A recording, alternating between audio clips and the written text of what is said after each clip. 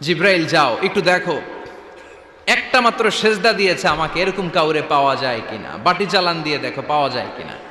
খুঁজে খুঁজে কাউরে পাবে না। আল্লাহ বললেন আবার দেখো, খুঁজে খুঁজে একজনকে পাবে, সামান্য ইমানের ছিটে ফোঁটা তার অন্তরে ছিল। আল্লাহ বলবেন যেহেতু ছিটে ফোঁটা আছে, অনেক মায়ের খাইছে, ওকে বের করে জাহান্নাম থেকে বের করে একটা নির্ধারিত দূরত্বে রেখে দাও। রেখে দেয়া হবে, কিন্তু জাহান্নামের আগুনের লেলিহান শিখাতে তার গা ঝলসে যাবে। সে আল্লাহর ডেকে বলবে, মাবুদ তোমার কাছে আমি কিছু চাই না, জাহান্নাম থেকে তুমি আমাকে বের করেছো, জীবন নদীর পানি তুমি আমার গায়ের মধ্যে ঢেলে দিয়েছো, আমি আবার সজীবতা ফিরে পেয়েছি। আমি তোমার কাছে জান্নাত চাই না, শুধু নিরাপদ একটা দূরত্বে আমাকে রেখে আসো, যাতে জাহান্নামের আগুন আমারে কষ্ট দিতে না পারে। আল্লাহ, আমি কিন্তু তোমার কাছে জান্নাত চাই না। কি চাই না? জান্নাত চাই না।